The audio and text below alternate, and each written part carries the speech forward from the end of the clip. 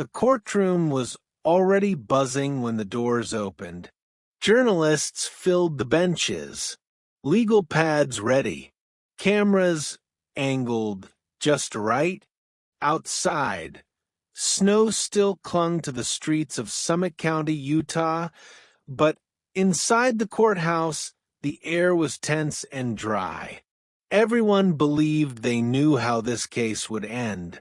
Headlines had already written the story, but inside the file folders stacked on the prosecution's table, something was missing, and that absence would become the most dangerous detail of all. The death that started everything had occurred quietly. A husband found unresponsive in his home. No signs of forced entry. No broken windows. No frantic 911 call reporting violence. Just a sudden loss that at first looked like tragedy. Then came the rumors, whispers among investigators, questions passed quietly between toxicologists, notes buried in discovery documents that never made it into public conversation. From the beginning, this case carried a strange weight, like it was being pushed forward before it had fully been understood. The name Kouri Richins didn't mean much at first. She was a wife, a mother, a real estate professional in a small Utah community where people recognized one another in grocery store aisles. But as the investigation unfolded, her name became inseparable from suspicion. And suspicion doesn't need proof to grow. The prosecution's theory came together quickly. Financial records, digital messages, timelines that suggested intent. The narrative was clean, direct, and devastating. It didn't leave room for uncertainty, but the evidence did. Behind closed doors, there were discussions that never reached the jury pool. Questions about physical samples collected at the scene, about materials that were logged into evidence but never fully analyzed, about testing requests that stalled, then disappeared into procedural delays. Silent rumors. In legal systems, silence can be louder than testimony. The reason this case moved so fast was simple. Once a story hardens in the public eye, it becomes difficult to slow it down. Prosecutors argued they had enough. Defense attorneys pushed back quietly, filing motions that never made headlines. Because this trial wasn't built to reform doubt. It was built to silence it. As the case progressed, Kouri Richins entered a different world entirely. Pre-trial confinement stripped life down to routine, concrete walls, scheduled movements, limited contact, days marked not by time, but by procedure. Crossing into that system meant becoming a case number, not a person. Life in confinement is rarely dramatic. It's repetitive, controlled, designed to erase urgency. Hours blend together. Weeks pass without distinction. Identity fades into paperwork. For defendants awaiting trial, time doesn't heal, it distorts. Meanwhile, outside the facility, evidence sat untouched. Defense investigators began mapping what wasn't there. Toxicology components that could have been re-examined with modern techniques. Substances that could have clarified cause-of-death timelines. Digital data that had been interpreted once and never independently verified. Every untested sample carried two possibilities: confirmation or contradiction. And contradictions are dangerous in courtrooms built on certainty. As jury selection approached, public opinion solidified. Online forums filled with conclusions. Media segments replayed the same facts until they felt complete. The idea that something essential might still be unknown didn't fit the narrative. But inside the defense team's review room, binders told a different story. Pages flagged, notes scribbled in margins, references to laboratory protocols that were never followed to completion, requests for testing denied on procedural grounds, not scientific ones. Erase time. Once evidence is skipped, it doesn't age, it vanishes. The most troubling detail emerged late, buried in an internal memo. A physical sample had been preserved, logged, and stored correctly. It met the chain of custody requirements. It was admissible. It was never tested. No explanation. No ruling on irrelevance. Just absence. Forensic silence.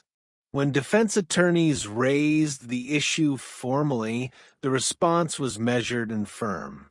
The state argued the existing evidence was sufficient. Introducing new testing would delay justice. The case needed closure. But closure and truth are not the same thing.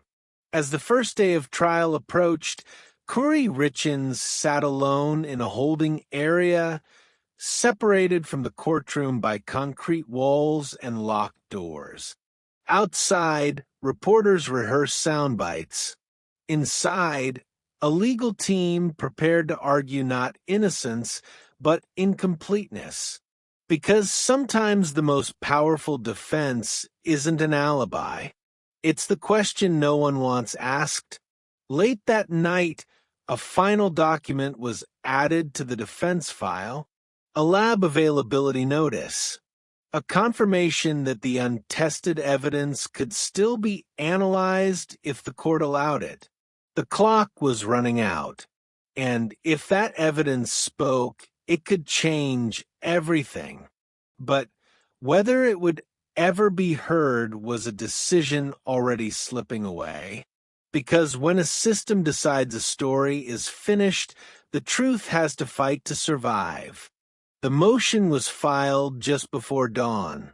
A request to test preserved evidence limited in scope, narrow in purpose, and grounded in standard forensic procedure. It didn't argue innocence. It didn't accuse misconduct. It asked one thing only: let the evidence speak. By the time court convened, the gallery was full again. The same faces, the same expectations. What changed was the tone. This was no longer a trial about what happened inside a home in Summit County. It was about what had been allowed to happen afterward. The prosecution stood firm. The case, they said, had already crossed the threshold of proof. Additional testing would complicate a clear narrative, delay justice, and confuse a jury already asked to weigh heavy facts. The state wasn't obligated to test every possibility, only to prove its case beyond reasonable doubt. The defense didn't raise its voice. It didn't dramatize. It laid out a timeline of decisions instead. Evidence collected, evidence logged, evidence preserved, evidence left untouched, not because it was contaminated, not because it was irrelevant, but because the system had moved on. In courtrooms, momentum can be as powerful as truth. The judge listened, expression unreadable. Legal arguments followed precedent, discretion, efficiency. The language was clinical. The stakes were not. Because the untested material wasn't theoretical, it was specific.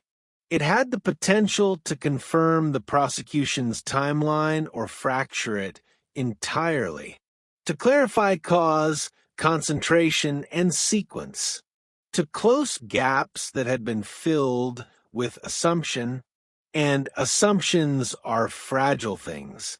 As deliberations dragged on, something else began to happen. Witnesses scheduled to testify became harder to reach. Experts previously willing to speak publicly withdrew into caution. Conversations moved behind attorney-client privilege. The case narrowed, not by design but by pressure. The system doesn't need to threaten to discourage questions. It only needs to make them inconvenient. Kouri Richins remained in confinement as days blended together. Stonewalls, regulated movement, meals delivered on schedule, time measured by procedure, not clocks. Outside, debates raged. Inside, life became routine.